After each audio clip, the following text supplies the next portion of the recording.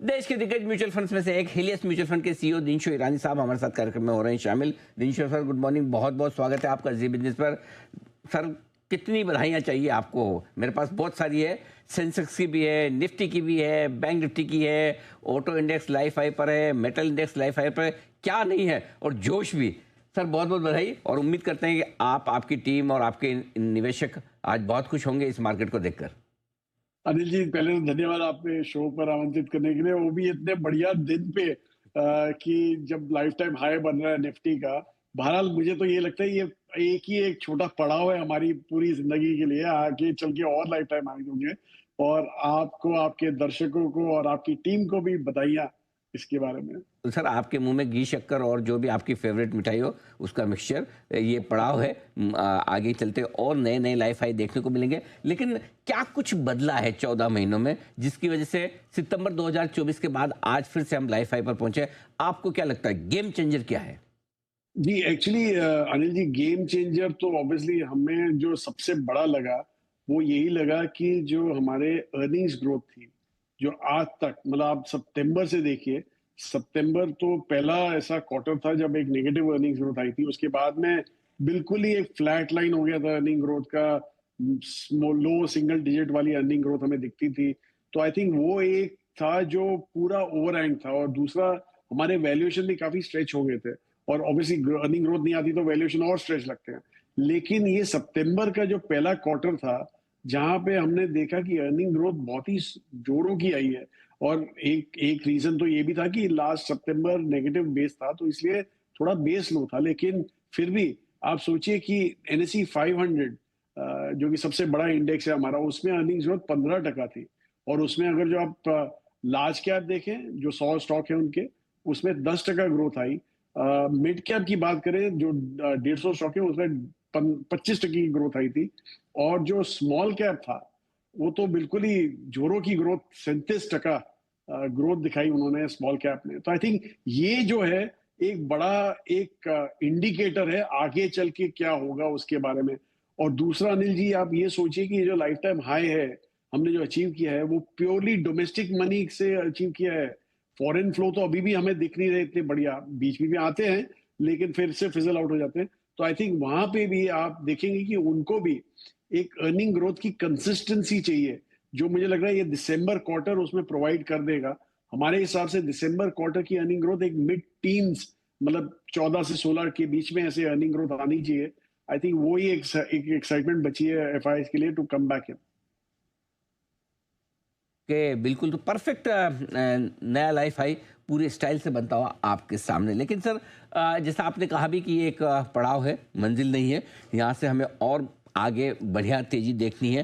क्या आगे बड़े ट्रिगर्स हैं जिन पर आपकी नज़र है और जिनकी वजह से तेजी और बनेगी? जी, एक बड़ा ट्रिगर तो ऑब्वियसली सब डिस्कस कर करके थक गए हैं, वो है हमारा यूएस का टैरिफ। कब हटेगा वो पता नहीं है, पर जिस दिन भी हटा, हम्म। वो एक बहुत बड़ा ट्रिगर होगा, not for the markets but एक दुनिया के लिए इंडिकेटर कि देखिए हम अभी वापस आ गए हैं एक ऐसे जगह पे जहाँ पे we want to do trade again, मतलब रेगुलर ट्रेड चालू होना चाहिए। तो वो एक एफआई के लिए भी एक बहुत बड़ा ट्रिगर होगा, उनके लिए अंडरस्टैंडिंग के लिए। तो आई थिंक वो एक बड़ा ट्रिगर है। और दूसरा ऑब्वियसली जो ट्रिगर जो मैंने बोला वो है हमारे ये कंसिस्टेंसी जो अर्निंग्स ग्रोथ की है, वो अगर जो रहती है, तो आई थिंक ये तो फिर आपको ये जो मैंने जब बोला कि आज का तो एक पड़ाव ही है, वो शायद आपको भूल ही जाएंगे आप आगे चल के।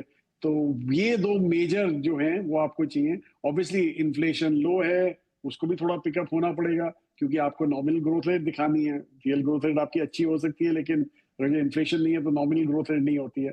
तो वो आई थिंक आरबीआई भी उसकी तरफ काफी जोरों का ध्यान दे रहा है। एक इंटरेस्ट रेट कट बाकी है, एक और बिफोर द ईयर एंड्स। मुझे लगता है कि दिसंबर में ही शायद आ जाए वो। और एक और होप है कि मार्च में भी शायद, और जो इन्फ्लेशन लो रहा तो उनको कोई प्रॉब्लम नहीं होगा। लेकिन एक चीज है अनिल जी, जब तक ये टैरिफ डिसाइड नहीं होता ना, मुझे लगता है आरबीआई भी इंटरेस्ट रेट कट नहीं करेगा, क्योंकि फिर रुपया आपको 100 रुपए की तरफ दिखेगा। तो ये 90 के आसपास रुक जाए वही बहुत अच्छा है। कुछ ये जो चिंताएं हैं वो करेंसी को लेकर भी है। लेकिन सर, एक और चीज़, जब हर बार हम ये कहते हैं कि जब नए बाजार हाई बनाते हैं, लीडरशिप बदलती है, कुछ नए सेक्टर्स होते हैं, पुराने पीछे भी रह जाते हैं। इस बार की तेजी में आपको क्या लग रहा है? हमारे पास तो एआई है नहीं, हम किसके दम पे आगे बढ़ेंगे सर? ये हमें यही लग रहा है कि एक तो हमारा जो बैंकिंग सेक्टर है, जो बीएफएसआई सेक्टर है, वो तो एक मैंने पहले भी बोला था कि आई थिंक वो एक लीडरशिप का रोल धारण करेगा। डिफरेंट डिफरेंट फॉर्म्स है, तो वो आई थिंक वो एक चालू रहेगा आगे चल के। और दूसरा, हमारे पास एआई भले ना हो, लेकिन हमारे पास प्लेटफॉर्म कंपनियां काफी हैं जो एक एआई प्लेटफॉर्म वगैरह यूज करती है, वो तो बात अलग है। लेकिन द पॉइंट इज कि ये प्लेटफॉर्म कंपनी जो है हमारी, वो जो ग्रोथ दिखाती हैं, वो ग्रोथ एआई से कम नहीं है वहां पे। तो इसलिए हमें लग रहा है कि वहां पे आपको काफी हद तक जो नया पैसा आएगा वो शायद उस साइड जाएगा।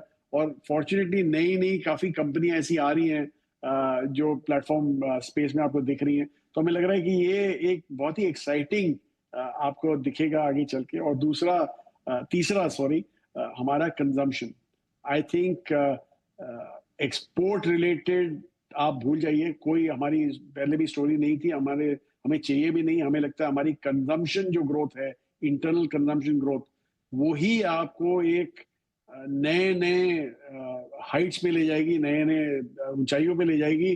क्योंकि कंजम्पशन भी देखिए आप, तो हमारे जो प्री मिलेनियल्स थे, वो अभी कंज्यूमर बड़े माइनॉरिटी रह गए हैं। और जो पोस्ट मिलेनियल्स और मिलेनियल्स और सॉरी जनरेशन जी हैं, वो हमारे अभी वर्किंग क्लास में आए हैं, जो बड़े एग्रेसिव स्पेंडर्स होते हैं। तो इसलिए मुझे लगता है कि consumption is the way forward for India.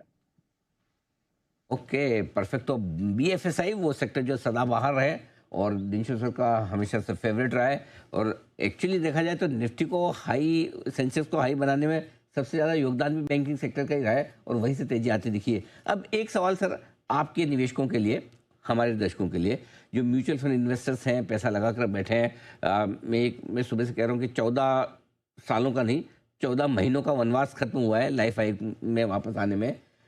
उनके लिए क्या राय है? क्योंकि दो तरीके से, एक ऑफ कोर्स जिसका इंडेक्स में पैसा है वो तो लगभग लगभग आपका हाईएस्ट लेवल पे भी लगाए तो फिर आ गए, लेकिन स्टॉक्स में जो पैसा लगा है वो अब भी 20% 30% नीचे है। थैंक गॉड कि म्यूचुअल फंड स्कीम उतनी अंडर परफॉर्म नहीं करी, वो बेहतर करिए। क्या राय देंगे आप उन लोगों के लिए जो ऑलरेडी इन्वेस्टेड हैं, जिनकी एसआईपी चल रही है? जी बिल्कुल, यही बोलूंगा कि लगे रहिए, बने रहिए। क्योंकि यहाँ तो जैसे मैंने बोला कि ये तो शुरुआत हुई है, हमें लग रहा है। और एक्चुअली बहुत ही बढ़िया शुरुआत हुई है, क्योंकि इतना सब होने के बावजूद, मतलब आपने देखा एक लड़ाई हो गई, टैरिफ वॉर्स हो गई, एक्चुअली इंडिया पाकिस्तान की लड़ाई हुई और टैरिफ वॉर्स भी आ गए। उसके बावजूद हमारा मार्केट ज्यादा गिरा नहीं। तो मतलब नीचे के बेस पे हमारे को काफी एक स्ट्रेंथ है। और लेकिन ऊपर के बेस में जब भी चलेगा, ये मुझे लगता है कि बहुत जोरों का, मतलब मैं वो तो नहीं दूंगा, फिगर तो नहीं दूंगा, लेकिन मुझे लग रहा है कि अभी यहाँ से आपको नए नए हाई दिखेंगे आगे चल के। तो इसलिए बने रहिए। और जो भी आपके स्टॉक हैं, आपको जहाँ अच्छा लगता है आप सिलेक्टिवली लेते रहिए। म्यूचुअल फंड तो हमेशा एक बहुत ही बढ़िया ऑप्शन होता है to buy and stay. So I think बने रहिए, और कोई प्रॉब्लम नहीं लग रहा मुझे। प्रॉब्लम नहीं है, बने रहें, डटे रहेंगे, टिके रहेंगे तो आप लंबी पारी खेलेंगे। और लंबी पारी खेलने का मजा क्या है वो आपने साउथ अफ्रीका की बैटिंग में देखा ही है। ओह सर, आप भी देखते हैं क्रिकेट या अभी बंद कर दिया है? नहीं नहीं, वो भी टेस्ट क्रिकेट जिस हिसाब से खेल रहे हैं, वो तो बंद कर दिया मैंने देखना।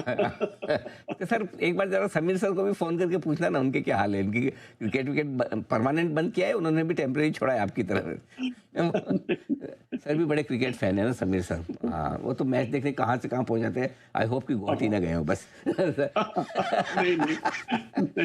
अच्छा, कल गलती से चले भी गए तो बोलेंगे मैं तो एक इन्वेस्टर कॉन्फ्रेंस को एड्रेस करने गया था। बिल्कुल ठीक पकड़ा अनिल जी आपने। Thank you so much sir, बहुत बहुत शुक्रिया। मैंने कहा आज लाइफ टाइम हाई का माहौल है, थोड़ा मुस्कुराना और हंसी मजाक तो होना ही चाहिए। हमने 14 महीने बड़े गम के निकाले हैं, अब खुशी के दिन आए हैं। Thank you so much sir, बहुत बहुत शुक्रिया आपका आज समय देने के लिए। आज